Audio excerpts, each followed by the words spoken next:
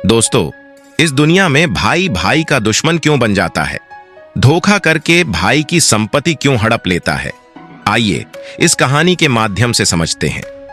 एक बार माता पार्वती भगवान शिव के पास बैठी थी तो उन्होंने महादेव से पूछा कि मैंने मृत्यु लोक पर देखा कि भाई भाई की जान का दुश्मन बना हुआ है, भाई भाई की संपत्ति हड़पने में लगा हुआ है, भाई भाई की पत्नी को छीनने में लगा हुआ है, एक भाई दूसरे भाई को धोखा देने में लगा हुआ है। प्रभु, जब मैंने ये नजारा देखा तो मेरा मन विचलित हो गया।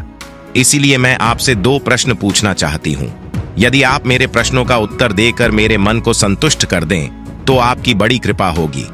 फिर भगवान महादेव कहते, हे पार्वती, ठीक है, तुम अपने दोनों प्रश्न बताओ, मैं तुम्हें तुम्हारे दोनों प्रश्नों के उत्तर देकर तुम्हारे मन को संतुष्ट करने का पूरा प्रयास करूंगा।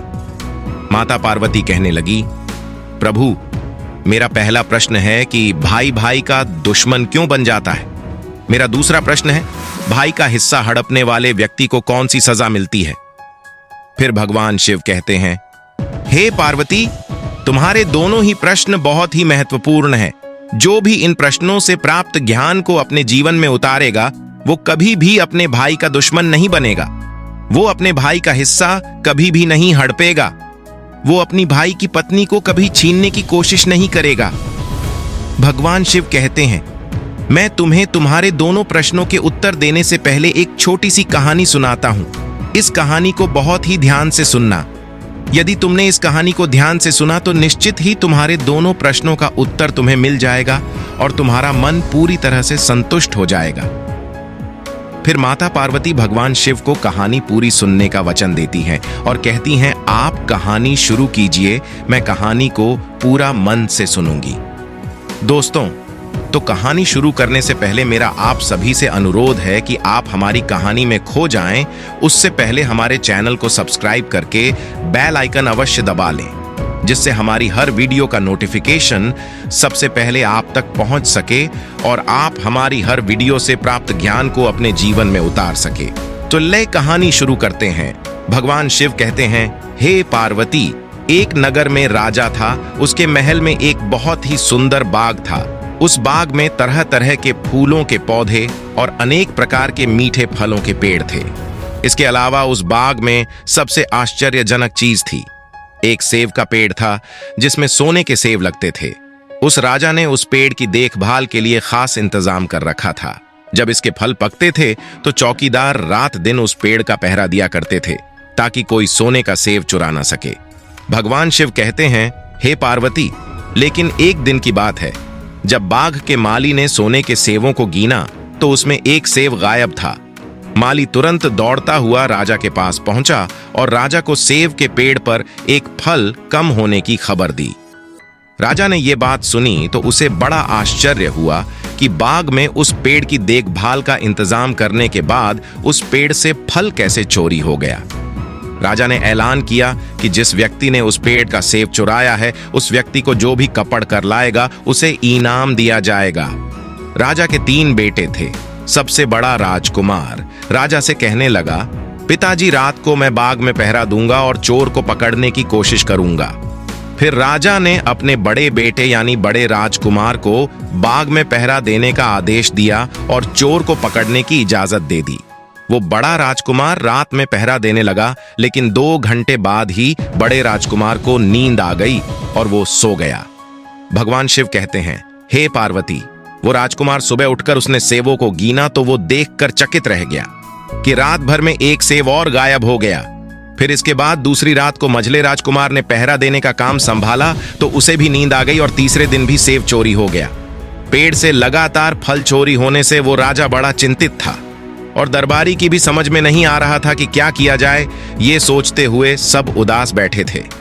इतने में सबसे छोटा राजकुमार आया और उसने कहा कि आज की रात मैं पहरा दूंगा और चोर को पकड़ लूंगा। भगवान शिव कहते हैं, हे पार्वती, राजा सबसे छोटे राजकुमार से खुश नहीं रहता था। वो छोटे राजकुमार को हमेशा मूर्ख समझता था और फिर जब छोटा राजकुमार राजा से कहता है कि आज रात को मैं पहरा दूंगा और चोर को पकड़ कर लाऊंगा, तो राजा उसे डांटते हुए कहता है कि तुम क्या समझते हो, क्या तुम्हें इसमें सफलता मिलेगी? बड़े राजकुमार इस काम में असफल हो चुके हैं। तुम अपना काम करो, तुम्हारे बस की बात नहीं है। लेकिन छोटा राजकुमार नहीं माना। उसने राजा से प्रार्थना की और बोला उसे एक मौका दिया जाए। वहीं अंत में राजा राजी हो गया। भगवान शिव कहते हैं, हे पार्वती, फिर सबसे छोटा राजकुमार रात में पहरा देने लगा। उसने तय किया कि वो किसी भी हालत में नहीं सोएगा और चोर को जरूर पकड़ेगा। वही जब आधी रात हुई और रात के 12 बजे का समय हुआ तो राजकुमार ने देखा कि एक सुंदर सोने की चिड़िया कहीं से उड़ती हुई आई और सेव के पेड़ पर बैठ गई। फिर उसने देखते देखते सोने का एक सेव तोड़कर अपनी चोंच में पकड़ लिया। छोटा राजकुमार जाग रहा था। राजकुमार ने फौरन निशान साधा और तीर चला दिया, लेकिन तीर चिड़िया को नहीं लगा और वो पंख फड़फड़ कर उड़ गई। राजकुमार का तीर उस चिड़िया के पंख पर लगा और एक सोने का पंख टूटकर जमीन पर आ गिरा। भगवान शिव कहते हैं, हे पार्वती, फिर दूसरे दिन सुबह राजकुमार ने राजा को सारी बात बता दी और वो सोने का पंख राजा के सामने रख दिया। पंख इतना सुंदर और इतना कीमती था कि राजा उसे देखता ही रह गया। राजा ने कहा, अगर उस चिड़िया का एक पंख इतना सुंदर है तो चिड़िया कितनी सुंदर होगी। मैं चाहता हूं कि उस चिड़िया को पकड़ कर लाओ। भगवान शिव कहते हैं, हे पार्वती, फिर सबसे पहले बड़ा राजकुमार इस काम के लिए रवाना हुआ और चलते चलते एक जंगल में पहुंचा। वहां उसने एक लोमड़ी को एक पेड़ के नीचे आराम करते देखा। फिर राजकुमार ने शिकार के लिए मौका देखकर तीर अपने धनुष पर चढ़ा लिया। वो तीर छोड़ते ही वाला था कि लोमड़ी ने चिल्लाकर कहा, राजकुमार, मुझे मत मारो। मुझे पता है कि तुम सोने की चिड़िया की खोज में निकले हो। तुम मेरी राय मानो तो तुम्हारा काम जल्द ही पूरा हो जाएगा। तुम इसी रास्ते से सीधे चले जाओ। शाम होने पर तुम एक गांव में पहुंचोगे। वहां तुम्हें आमने सामने 2 सराय मिलेगी। वहीं एक सराय खूब सजी सजाई और दूसरी सराय बहुत ही भद्दी दिखाई देगी। तुम एक काम करना, जो सराय बहुत सजी सजाई दिखाई दे, सुंदर सी दिखाई दे, तुम उसके अंदर मत जाना। यदि तुम ऐसा करोगे तो तुम्हारा काम बहुत ही आसानी से हो जाएगा। भगवान शिव कहते हैं, हे पार्वती, वो लोमड़ी की बात सुनकर बड़े राजकुमार को हंसी आ गई और उसने चिल्लाकर कहा, भाग जा, यहां से मुझे तेरी सलाह की जरूरत नहीं है। और ऐसा कहकर बड़े राजकुमार ने लोमड़ी पर तीर छोड़ दिया। लेकिन लोमड़ी बहुत चालाक थी, वो बचकर भाग गई। बड़ा राजकुमार आगे चला गया। शाम को जब एक गांव में पहुंचा तो उसने देखा कि सड़क के किनारे सचमुच में 2 सराय थी। उसमें से एक सराय सजी सजाई थी और उसके अंदर से लोगों के नाचने गाने की आवाज आ रही थी। वहीं दूसरी सराय बहुत भद्दी थी और वहां अंधेरा था। राजकुमार ने लोमड़ी की बात पर गौर नहीं किया और राजकुमार सजी सजाई सराय में ठहर गया। थोड़ी देर में वो भूल गया कि वो असल में सोने की चिड़िया की खोज में निकला था, क्योंकि जो सजी सजाई सराय के अंदर जो भी व्यक्ति जाता था वो अपने जिस काम के लिए आता था उस काम को भूल जाता था। इसीलिए राजकुमार भी उस चिड़िया के बारे में भूल गया। जब काफी समय बीत गया और बड़ा राजकुमार नहीं लौटा तो मझला राजकुमार सोने की चिड़िया की खोज में चल पड़ा। वो भी उसी तरह चलते चलते जंगल में पहुंचा तो वही लोमड़ी उसे भी मिली और फिर उसी लोमड़ी ने मझरे राजकुमार को भी वही बात बताई जो बड़े राजकुमार को बताई थी। मगर मझरे राजकुमार ने भी उस लोमड़ी की बात पर कोई ध्यान नहीं दिया। जब शाम को वो उस गांव में पहुंचा तो बड़े राजकुमार की तरह सजी सगाई सराय में ठहर गया और वहां के नाच गान के रंग में मस्त होकर वो भी अपना काम भूल गया। यहां तक कि उसे घर लौटने की भी सुध नहीं रही। भगवान शिव कहते हैं, हे पार्वती, अंत में सबसे छोटे राजकुमार ने राजा से कहा कि मैं सोने की चिड़िया की खोज में जाऊंगा। तो राजा को विश्वास नहीं हुआ और वो कहने लगा, जब उससे बड़े दोनों राजकुमार इस काम में सफल नहीं हुए तो तुझे सफलता कैसे मिल सकेगी। लेकिन छोटे राजकुमार ने जिद की और उसके जिद करने पर राजा ने अपने छोटे राजकुमार को इजाजत दे दी। भगवान शिव कहते हैं, हे पार्वती, वो छोटा राजकुमार तैयार होकर सोने की चिड़िया की खोज में निकला गया। वो भी चलते चलते जंगल में पहुंच गया। उसे भी लोमड़ी मिली। राजकुमार ने लोमड़ी की बात को ध्यान से सुना तो लोमड़ी से कहा, ठीक है, तुम जैसा कहती हो मैं वैसा ही करूंगा। राजकुमार लोमड़ी से कहता है, अब तुम जाओ, मैं तुम्हें नहीं मारूंगा। छोटे राजकुमार की बात सुनकर के वो लोमड़ी खुश होकर बोली, तुम सबसे अच्छे लड़के मालूम पड़ते हो। तुमने मेरी बात का मजाक नहीं बनाया और मुझ पर तीर नहीं चलाया। मैं तुमसे बहुत खुश हूं और मैं तुम्हारी मदद करूंगी। तुम एक काम करो, आओ तुम मेरी पूंछ पर बैठ जाओ। मैं तुम्हें उस सराय तक पहुंचा देता हूं जिस सराय में तुम्हें रुकना है, और वहां से तुम्हारा काम बहुत ही आसान हो जाएगा। वहीं देखते देखते उस लोमड़ी की पूंछ काफी बड़ी हो गई और राजकुमार उस पर बैठ गया। उसके बैठते ही लोमड़ी हवा में उड़ने लगी और थोड़ी ही देर में मैदानों और पहाड़ों को पार करके उस गांव में जा पहुंची। वहीं राजकुमार ने उस लोमड़ी की सलाह को मानकर छोटी और पुरानी सराय में ही अपना डेरा डाल दिया। वो सजी सजाई सराय में नहीं गया और उस दूसरी सजी सजाई सराय से काफी दूर रहा। भगवान शिव कहते हैं, हे पार्वती, फिर दूसरे दिन सुबह उठ करके जब वो आगे बढ़ा तो कुछ दूर चलने पर उसे वो लोमड़ी फिर से रास्ते में मिल गई। लोमड़ी ने उससे कहा, अब मैं तुम्हें बताती हूं कि आगे तुम्हें क्या करना है। लोमड़ी ने कहा, तुम सीधे चलो, आगे चलने पर तुम्हें एक बहुत बड़ा किला मिलेगा जिस पर सिपाही पहरा देते होंगे। तुम सिपाहियों से डरना नहीं और सीधे अंदर चले जाना, क्योंकि उस समय वो सिपाही सो रहे होंगे, और तुम बेधड़क होकर किले में घुसते जाना और उनके कमरों को पार करते हुए उस जगह पर पहुंच जाना जहां लकड़ी के एक मामूली पिंजरे में सोने की चिड़िया बंद होगी, और वहां पर पहुंच करके तुम चिड़िया को पिंजरे से सहित उठाकर किले से बाहर ले आना। लेकिन एक बात याद रखना, चिड़िया के पिंजरे के पास ही एक बहुत सुंदर सा सोने का पिंजरा भी तुम्हें दिखाई देगा। तुम भूल कर भी उस सोने की चिड़िया को उस सोने के पिंजरे में मत रखना। तुम उसमें रखने की कोशिश करोगे तो बाद में पछताओगे। और फिर ऐसा कहकर लोमड़ी ने राजकुमार को फिर से अपनी पूंछ पर बिठाया और थोड़ी ही देर में उस किले के पास पहुंचा दिया। भगवान शिव कहते हैं, हे पार्वती, अब राजकुमार ने किले के पास जाकर देखा कि सचमुच उसके पहरेदार सो रहे थे, और फिर छोटा राजकुमार बिना डरे हुए सीधा महल में घुस गया और थोड़ी ही देर के बाद उस कमरे में जा पहुंचा जहां सोने की चिड़िया एक पिंजरे में बैठी हुई थी। उस पिंजरे के पास ही सोने के 3 सेव पड़े हुए थे। फिर तो उन तीनों सेवों को देखकर राजकुमार ने फौरन पहचान लिया कि ये तीनों सोने के सेव उसके पिता के बाग के ही हैं। वहीं सोने की चिड़िया इतनी सुंदर थी कि राजकुमार उस चिड़िया को देखता ही रह गया, और वो उस चिड़िया को उठाकर लाने ही वाला था कि उसकी नजर पास ही पड़े एक सुंदर से पिंजरे पर पड़ गई। वो पिंजरा बहुत ही सुंदर था और उसमें तरह तरह के कीमती पत्थर जड़े हुए थे। और फिर उस सुंदर सोने के पिंजरे को देखकर छोटे राजकुमार के मन में लालच आ गया और उसने सोने की चिड़िया के लिए वही पिंजरा ठीक समझा, और राजकुमार लोमड़ी की बात को भूल गया कि उसने सोने के पिंजरे को छूने के लिए मना किया था। मगर राजकुमार लोमड़ी की बात भूलकर और उसने सोने की चिड़िया को लकड़ी के पिंजरे से निकालकर उस सोने के पिंजरे में बंद कर दिया। लेकिन नए पिंजरे में आते ही वो सोने की चिड़िया जोर जोर से शोर मचाने लगी और राजकुमार पिंजरे को उठाकर कमरे से बाहर भी नहीं निकल पाया था, क्योंकि चिड़िया के शोर मचाने पर उसकी आवाज से सिपाही कमरे में पहुंच गए और उन्होंने राजकुमार को पकड़ लिया। भगवान शिव कहते हैं, हे पार्वती, फिर राजकुमार को अपनी भूल का पता चला। उसे याद आया कि लोमड़ी ने उसे क्या कहा था, लेकिन अब क्या हो सकता था।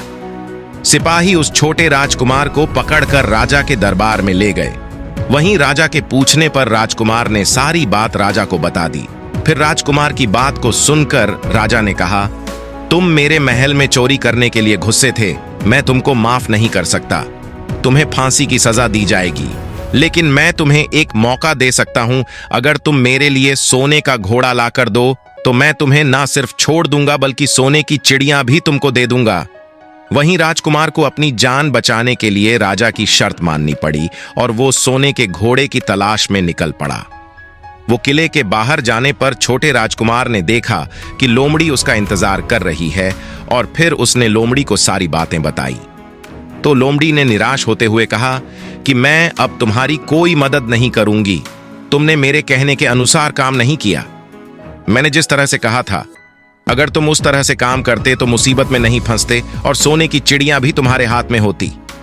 भगवान शिव कहते हैं, हे पार्वती, वो राजकुमार बोला, मुझे माफ कर दो, मुझसे गलती हो गई। मेरा काम तुम्हारी सहायता के बिना नहीं चलेगा। मुझे राजा ने सोने का घोड़ा लाने के लिए कहा है, वरना वो मुझे फांसी पर चढ़ा देगा। वो राजकुमार की बात को सुनकर लोमड़ी ने कहा, खैर, मैं तुम्हें माफ करती हूं। अब तुम ऐसा करो, मेरी पूंछ पर बैठ जाओ। फिर लोमड़ी कहने लगी, चले चलो, कुछ दूर जाने पर तुम्हें एक दूसरा किला मिलेगा। इस किले की घुड़साल में तुम्हें सोने का घोड़ा बंधा हुआ मिलेगा। महल के नौकर चाकर सब सो रहे होंगे, तुम चुपचाप जाना और घोड़े को खोल लेना। लेकिन एक बात याद रखना, वहां घोड़े के पास में ही घोड़े पर कसने के लिए 2 जीण रखी होगी। उनमें से एक तो बहुत पुरानी चमड़े की जीण होगी और दूसरी सोने की जीण होगी। तुम सोने की जीण को छूना भी मत और उस घोड़े पर पुरानी चमड़े की जीण को कसकर सवार हो जाना और उसे दौड़ाते हुए किले से बाहर चले आना।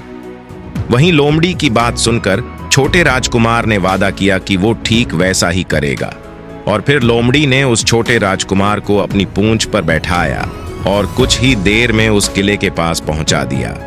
वहीं किले के पास पहुंचते ही लोमड़ी ने राजकुमार को उतारा और फिर वहां से चली गई। राजकुमार सीधा फटाक से किले में घुस गया। अंदर जाकर उसने देखा कि वहां के सभी नौकर चाकर सोए हुए थे और फिर थोड़ी ही देर में वो किले की घुड़साल में पहुंच गया। राजकुमार ने पास जाकर देखा तो वो घोड़ा सचमुच सोने का था। ऐसा सुंदर घोड़ा उसने सपने में भी नहीं देखा था। राजकुमार ने आगे बढ़कर उस सोने के घोड़े को खोल लिया। जो वो बाहर निकलने लगा तो उसकी नजर एक कोने में पड़ी सोने की झिण पर पड़ी। वो झिण बहुत ही सुंदर थी, उसमें हीरे मोती जुड़े हुए थे। उसके पास ही एक फटी पुरानी चमड़े की झिण पड़ी हुई थी। वो राजकुमार सोचने लगा कि इतने सुंदर घोड़े पर ये पुराने चमड़े की झिण कासना राजकुमार को शोभा नहीं देगा। और फिर ऐसा सोच करके वो राजकुमार सोने की झिण को उठा लेता है और घोड़े पर कसना शुरू कर देता है। फिर जैसे ही घोड़े की पीठ पर वो सोने की झिण को कसता है, वैसे ही घोड़ा जोर जोर से हिनाने लगा और किले के नौकर चाकर जाग जाते हैं। वहीं थोड़ी ही देर में राजकुमार को पकड़ लिया जाता है। भगवान शिव कहते हैं, हे पार्वती। राजकुमार को सिपाहियों ने हाथ बांधकर अपने राजा के सामने पेश किया। राजकुमार की सारी बातें राजा ने सुनकर कहा, तुमने मेरे घोड़े को चुराने की कोशिश की है, इसलिए तुम्हें फांसी की सजा दी जाएगी। लेकिन अगर तुम मेरा एक काम कर दो तो मैं तुम्हें छोड़ सकता हूं। फिर राजकुमार ने कहा, आप महाराज बताओ, मैं आपका हर काम करने को तैयार हूं। तो राजा ने कहा, यहां से कुछ ही दूरी पर एक महल है, उसमें बहुत सुंदर राजकुमारी रहती है। अगर तुम अपनी जान बचाना चाहते हो तो उस राजकुमारी को मेरे पास लेकर आओ। यदि तुम ऐसा कर दोगे तो मैं तुम्हें इनाम में ये सोने का घोड़ा दे दूंगा। भगवान शिव कहते हैं, हे पार्वती, बेचारा राजकुमार वो फिर से एक नई मुसीबत में फंस गया। उसे मजबूर होकर राजा की शर्त माननी पड़ी। अब वो सोने के महल की खोज में निकला पड़ा। कुछ दूर चलने पर उसे वो लोमड़ी फिर मिल गई। पता नहीं उस लोमड़ी को सारी बातें कैसे मालूम हो गई थीं और वो कहने लगी, देखा तुमने, इस बार भी मेरी बात नहीं मानी। मेरी बात मान जाते तो इस नई मुसीबत में नहीं फंसते। खैर, मुझे तुम पर दया आ रही है, मैं तुम्हारी मदद फिर करूंगी। चलो, तुमको सोने के महल के पास पहुंचा देती हूं। तुम महल के बाहर ही कहीं पर छुपे रहना। जब महल में से शाम के समय राजकुमारी तालाब में नहाने के लिए बाहर आए तो तुम आगे बढ़कर उसका हाथ पकड़ लेना और डरना नहीं। जैसे ही तुम उस राजकुमारी को छुओगे, राजकुमारी तुम्हारे साथ आने के लिए राजी हो जाएगी।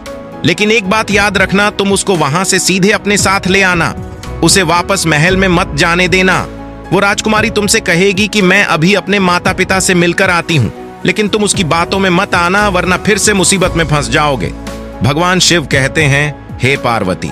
फिर ऐसा कहते हुए लोमड़ी ने फिर से उस छोटे राजकुमार को अपनी पूंछ पर बिठा लिया और देखते ही देखते वो लोमड़ी हवा में उड़ती हुई कुछ देर के बाद उस सोने के महल के पास जा पहुंची। वहीं महल के पास पहुंचते ही राजकुमार एक पेड़ की आड़ में छुपाकर बैठ गया।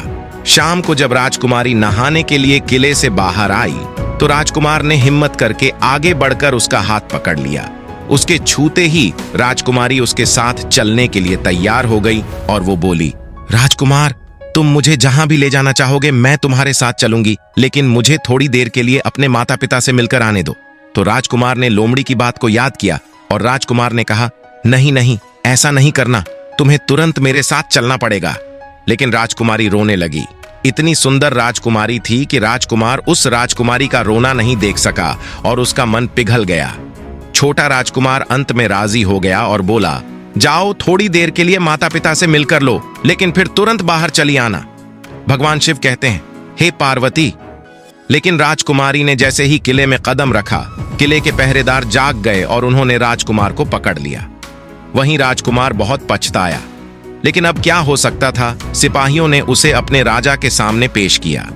राजा बहुत निराश था। उसने उसी वक्त आदेश दिया कि इस राजकुमार को फौरन फांसी पर चढ़ा दिया जाए। फिर तो फांसी का आदेश सुनने के बाद में राजकुमार रोने लगे, गिड़गिड़ाने लगा। इस पर राजा ने थोड़ी देर सोच विचार किया और कहा, मैं अपना आदेश वापस नहीं ले सकता, लेकिन अगर तुम मेरा एक काम कर दो तो तुम्हारी जान बच सकती है। फिर राजकुमार ने कहा, ठीक है, आप जो भी कहेंगे मैं आपका काम करूंगा। तो राजा ने कहा, हमारे किले के ठीक सामने एक बहुत बड़ा पहाड़ है। इसके कारण हमारे किले की सुंदरता नष्ट होती है। अगर तुम 8 दिन में इस पहाड़ को खोदकर साफ कर दो तो हम तुम्हें क्षमा कर देंगे और राजकुमारी का विवाह भी तुम्हारे साथ कर देंगे। वही राजकुमार किले के बाहर आकर पहाड़ को देखने लगा। उसके हाथ में एक छोटी सी कुदाली थी। उसके समझ में नहीं आ रहा था कि इतना बड़ा पहाड़ आखिर वो 8 दिन में कैसे खोद सकेगा। फिर भी राजकुमार अपनी जान बचाने के लिए उस पहाड़ को खोदना शुरू करता है। धीरे धीरे 7 दिन बीत गए। इतने दिन तक लगातार खोदने पर भी पहाड़ का सिर्फ एक कोना नहीं खोद सका। भगवान शिव कहते हैं, हे पार्वती, राजकुमार अंत में दुखी होकर बैठ गया। उसे अब अपने आप पर बहुत अधिक क्रोध आ रहा था और मन ही मन में कह रहा था कि अगर मैंने लोमड़ी की बात मान ली होती तो कितना अच्छा होता। लोमड़ी ने मुझे हर बार सही सलाह दी और मैं हर बार उसका कहना ना मानकर नई नई मुसीबत में फंसता गया। भगवान शिव कहते हैं, हे पार्वती, राजकुमार इस तरह सर झुकाए बैठा था कि अचानक उसे अपने पैरों के पास उस लोमड़ी की पूंछ हिलती दिखाई दी। फिर उसने नजर उठाकर देखा तो सचमुच वही लोमड़ी खड़ी थी। फिर लोमड़ी ने मुस्कुराते हुए कहा, क्यों, क्या हाल है? इस बार तो तुम्हारी मदद करने की मेरी जरा भी इच्छा नहीं थी, लेकिन मैं 7 दिन से तुमको पहाड़ खोदते हुए देख रही हूं। मुझे तुम पर दया आ गई और मैं तुम्हारी मदद के लिए चली आई। जाओ, तुम बहुत थक गए हो, सो जाओ। मैं थोड़ी ही देर में तुम्हारा काम पूरा कर दूंगी। और फिर इस बार राजकुमार ने तय कर लिया था कि अब वो लोमड़ी जैसा कहेगी वो वैसा ही करेगा। और फिर चुपचाप उठ करके वो राजकुमार एक तरफ सोने के लिए चला गया। वहीं थोड़ी ही देर में राजकुमार को नींद आ गई और सुबह जब वो सो करके उठा तो उसे अपनी आंखों पर विश्वास नहीं हो रहा था। वहां कहीं भी पहाड़ का नामो निशान नहीं था और महल का सुंदर दृश्य दिखाई दे रहा था। फिर तो राजकुमार सीधा राजा के पास पहुंचा। राजा उसके काम से बहुत खुश था। उसने तुरंत ही अपने वादे के अनुसार राजकुमारी के साथ उसका विवाह कर दिया। जब राजकुमार उस सुंदर राजकुमारी के साथ में कुछ दूर चला तो उसे रास्ते में फिर वही लोमड़ी मिली। लोमड़ी कहने लगी, बधाई हो राजकुमार, राजकुमारी के साथ तुम्हें देख करके मुझे बड़ी खुशी हो रही है, लेकिन अब तुम्हें सोने का घोड़ा और सोने की चिड़िया भी प्राप्त करनी चाहिए, क्योंकि वे दोनों चीज तुम्हारे ही लायक है और तुम उन्हें आसानी से प्राप्त कर सकते हो। भगवान शिव कहते हैं, हे पार्वती। फिर राजकुमार बोला, लेकिन भला मुझे सोने का घोड़ा और सोने की चिड़िया कैसे मिल सकती है? मैं तो इस राजकुमारी को भी उस राजा के लिए लेकर जा रहा हूं जिसने राजकुमारी के बदले में मेरी जान बख्शी थी। फिर लोमड़ी कहने लगी, नहीं राजकुमार, तुम ऐसा काम कभी मत करना। इस राजकुमारी के साथ में तुम्हारा विवाह हुआ है, अब ये सिर्फ तुम्हारी है। अगर तुम मेरे कहने के अनुसार काम करो तो तुम्हें सोने का घोड़ा और सोने की चिड़िया भी मिल जाएगी। तुम सबसे पहले इस राजकुमारी को लेकर सोने के घोड़े वाले राजा के पास जाओ। राजा जब राजकुमारी को देखेगा तो खुश हो जाएगा और खुश होकर वो तुमको सोने का घोड़ा दे देगा। फिर तुम घोड़े पर सवार हो जाना और सवार होकर के सबसे विदा लेना। वहीं राजकुमारी से तुम बाद में विदा लेना। और जैसे ही तुम राजकुमारी के पास पहुंचो तो तुम हाथ पकड़कर घोड़े के ऊपर खींच लेना और घोड़े को दौड़ा देना, क्योंकि सोने का घोड़ा इतना तेज दौड़ता है कि दुनिया का तेज से तेज घोड़ा भी उसकी बराबरी नहीं कर सकता है। जाओ, तुम पहले इतना काम पूरा करो, इसके बाद आगे क्या करना है बाद का काम मैं बाद में बताऊंगी। जब तुम घोड़ा और राजकुमारी को लेकर आओगे तो तुम्हें वहां आगे मैं रास्ते में फिर मिलूंगी। भगवान शिव कहते हैं, हे पार्वती, राजकुमार ने ठीक वैसा ही किया जैसा लोमड़ी ने उससे कहा था। जब सोने के घोड़े वाले राजा ने खुश होकर उसे इनाम में सोने का घोड़ा दिया तो राजकुमार उस पर सवार हो गया और सबसे विदा लेने लगा। अंत में वो राजकुमार राजकुमारी को उठाकर घोड़े पर बैठाकर घोड़े को तेजी से उड़ाता हुआ किले से बहुत दूर निकल गया। वहीं रास्ते में एक पेड़ के नीचे लोमड़ी उसका इंतजार कर रही थी और उसे देखकर लोमड़ी बोली, शाबाश, अब तुम सोने की चिड़िया भी प्राप्त कर लो।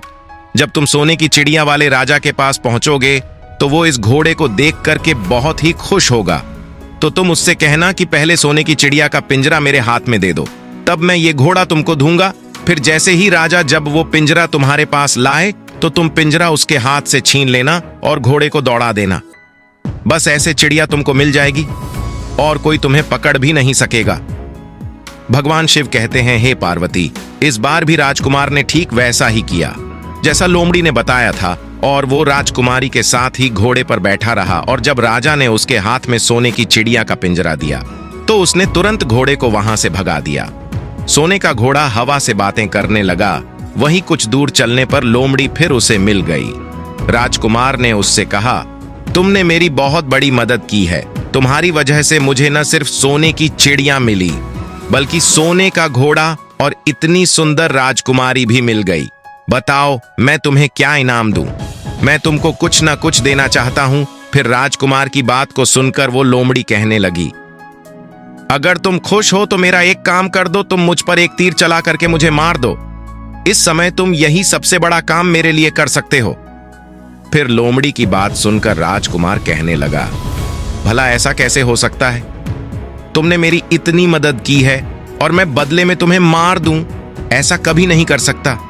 फिर तो ऐसा सुनकर के वो लोमड़ी बहुत दुखी हुई और बोली, अगर तुम मेरा ये काम नहीं कर सकते हो तो फिर ठीक है, जाओ। लेकिन जाने से पहले तुम्हारी भलाई के लिए मैं तुम्हें दो बातें बता रही हूं। हमेशा ध्यान रखना। पहली बात तो ये है कि कभी भी किसी भी कुएं की दीवार पर मत बैठना, और दूसरी बात, ऐसे लोगों के लिए कभी धन खर्च मत करना जिन्हें फांसी मिलने वाली हो। भगवान शिव कहते हैं, हे पार्वती। फिर लोमड़ी की बात सुनकर राजकुमार बोला, तुम भी अजीब हो, तुम्हारी बातें मेरी समझ में नहीं आती हैं। भला मैं कभी कुएं की दीवार पर क्यों बैठूंगा और ऐसे आदमियों पर धन खर्च क्यों करूंगा जिनको फांसी दी जाने वाली हो? लेकिन लोमड़ी ने उसकी बात का कोई जवाब नहीं दिया और अलविदा कह करके लोमड़ी वहां से चली गई। भगवान शिव कहते हैं, हे पार्वती, लोमड़ी के चले जाने के बाद में राजकुमार सोने का घोड़ा दौड़ाता हुआ आगे बढ़ा तो राजकुमारी उसके साथ बैठी हुई थी और सोने की चिड़िया का पिंजरा भी उसके हाथ में था। वहीं कुछ ही देर में राजकुमार उसे छोटे गांव में जा पहुंचा जिसमें वो दोनों सराय थीं। गांव के लोग और खास तौर से बच्चे उसको देखने के लिए बाहर निकल कर आए। सोने के घोड़े पर इतनी सुंदर राजकुमार के साथ बैठी एक राजकुमारी को देखकर के सभी सराय वाले चकित थे। इतने में ही राजकुमार ने देखा कि गांव के बगीचे में एक जगह बहुत से लोग जमा हैं और कुछ शोर हो रहा है। फिर राजकुमार के पूछने पर लोगों ने बताया कि वहां पर दो आदमियों को फांसी देने की तैयारी हो रही है। फिर तो राजकुमार उन आदमियों से मिलने के लिए उधर को चल पड़ा और वहां पहुंचने पर उसने देखा कि वो दो आदमी जिनको फांसी दी जाने वाली थी वो कोई और नहीं बल्कि उसके सगे बड़े भाई थे जो सजी सजाई सराय में पहुंच गए थे और अपनी सुध बुध खो बैठे थे। वहीं तरह तरह के बुरे काम करते थे और जुआ खेलते थे और जुए में बहुत सारा धन हार चुके थे। उन्होंने लोगों से बहुत सारा रुपए उधार ले लिया था और इन्हीं सब बातों से चीड़ करके गांव वाले उन दोनों बड़े राजकुमारों को फांसी पर चढ़ाने जा रहे थे। भगवान शिव कहते हैं, हे पार्वती भाई, आखिरकार भाई होता है। छोटा राजकुमार ऐसा कैसे होने देता? उसने अपने बड़े भाइयों को बचाने के लिए वहां के लोगों से कहा, मुझसे रुपया ले लो और तुम इन लोगों को छोड़ दो। और फिर उसके बहुत विनती करने पर वहां के लोग राजी हो गए और उन्होंने उन दोनों आदमियों को रिहा कर दिया। वहीं राजकुमार अपने भाइयों को छुड़ाकर अपने महल की तरफ चल दिया। आगे कुछ दूर चलने पर जंगल में एक कुआं दिखाई दिया। फिर राजकुमार कुछ सोचकर राजकुमारी से कहता है, हम कुछ देर के लिए इस कुएं के पास आराम करते हैं और यहाँ पर ठंडा पानी पीने के बाद हम यहाँ से आगे के लिए प्रस्थान करेंगे। राजकुमार की बात सुनकर राजकुमारी मान गई।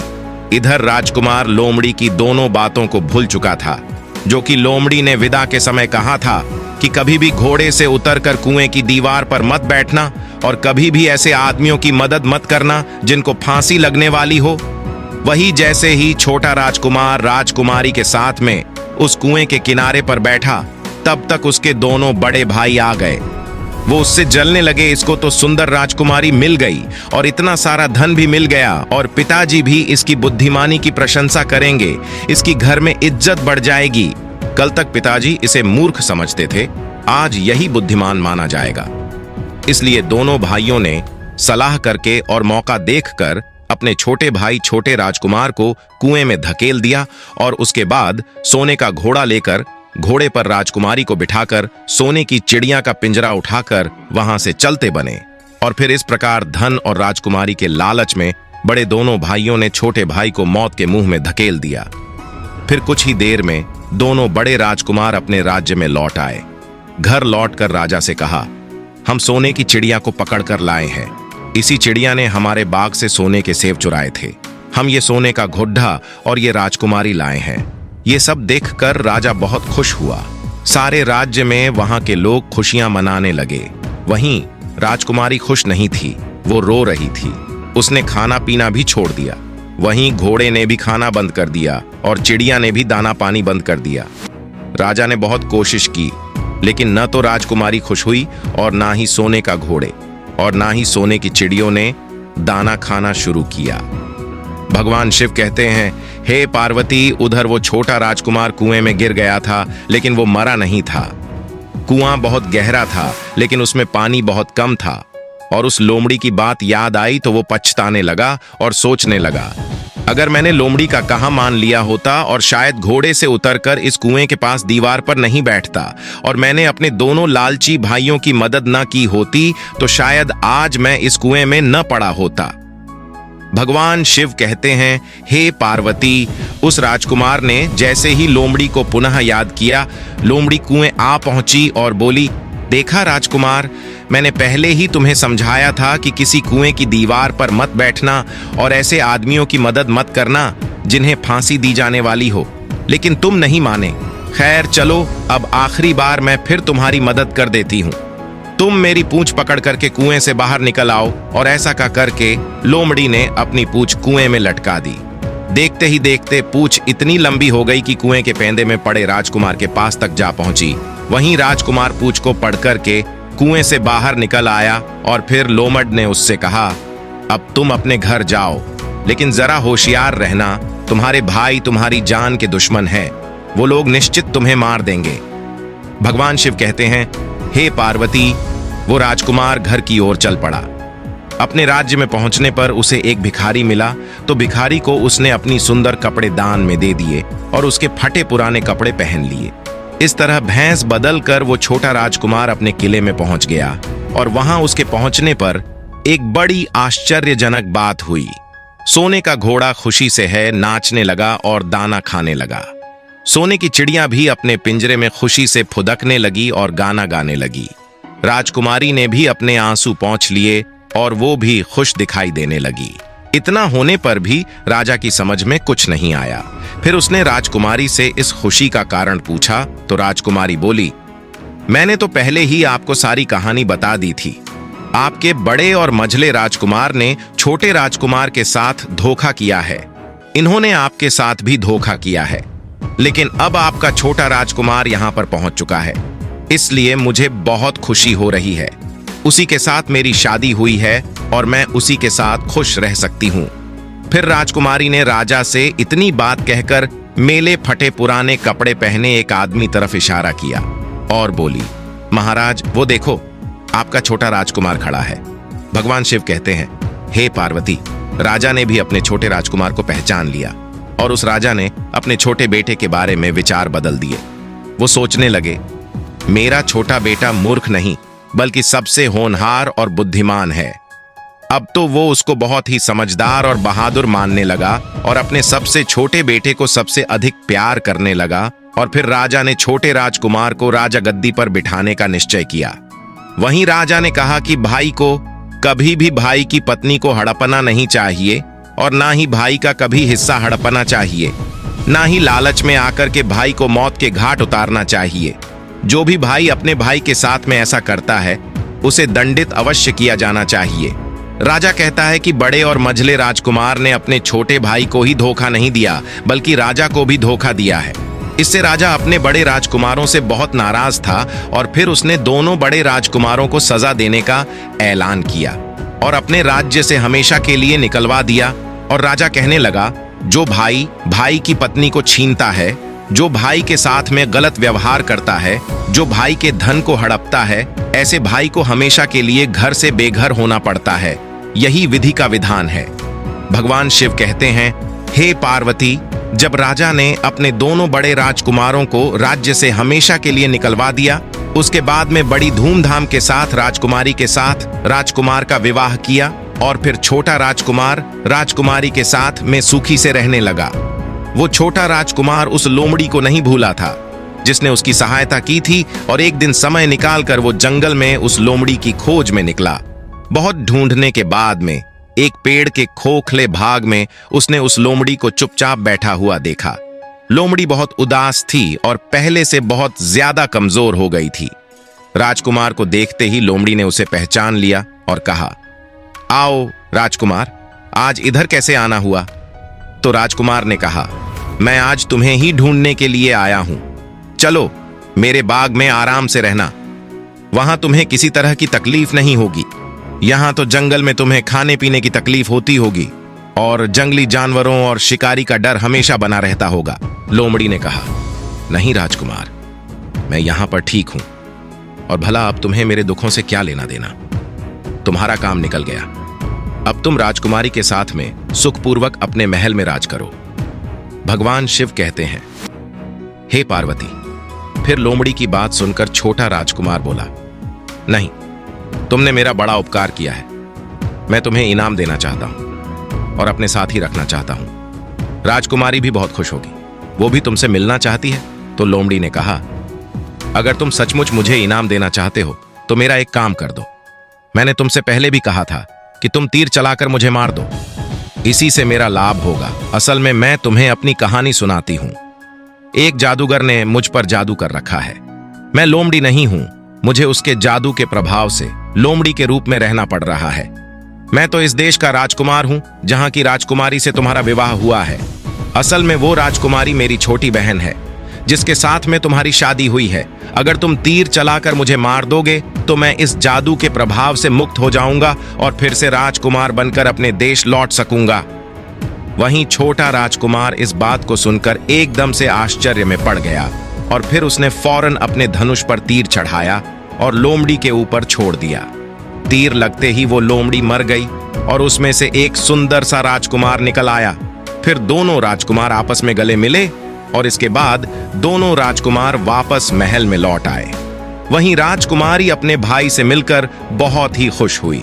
अंत में भगवान शिव कहते हैं, हे पार्वती, तुम्हारा पहला प्रश्न था कि भाई भाई का दुश्मन क्यों हो जाता है, तो समझ लो धन के लोभ में आकर व्यक्ति भाई जैसे पवित्र रिश्ते को भूल जाता है और धनवान होने के चक्कर में भाई भाई की हत्या कर देता है। मगर राजकुमार की भाइयों की तरह जो भाई ऐसा करता है, एक दिन उसका सर्वनाश हो जाता है। भगवान शिव कहते हैं, हे पार्वती, तुम्हारा दूसरा प्रश्न था भाई का हिस्सा हड़पने वाले व्यक्ति को कौन सी सजा मिलती है। तो समझ लो भाई का हिस्सा या उसकी पत्नी या उसका धन हड़पने वाले को व्यक्ति को घर से बेघर होना पड़ता है। जिस प्रकार राजकुमार के दोनों भाइयों को राजा ने राज्य से हमेशा के लिए निकाल दिया और वो घर से बेघर हो गए। इसलिए भाई जैसे पवित्र रिश्ते को कभी कलंकित नहीं करना चाहिए। भाई भाई के बीच में जहां प्रेम रहता है वो घर स्वर्ग के समान होता है। फिर तो माता पार्वती कहने लगी, प्रभु, आज की कहानी सुनकर के मेरा मन प्रफुल्लित हो गया। वास्तव में एक भाई को हमेशा दूसरे भाई की मदद करनी चाहिए, न कि उसको बर्बाद करना चाहिए। तो मित्रों, यदि आपको भी अपने भाई से प्यार हो तो आप इस चैनल को सब्सक्राइब करें और भगवान शिव और पार्वती के लिए एक लायक करना ना भूलें।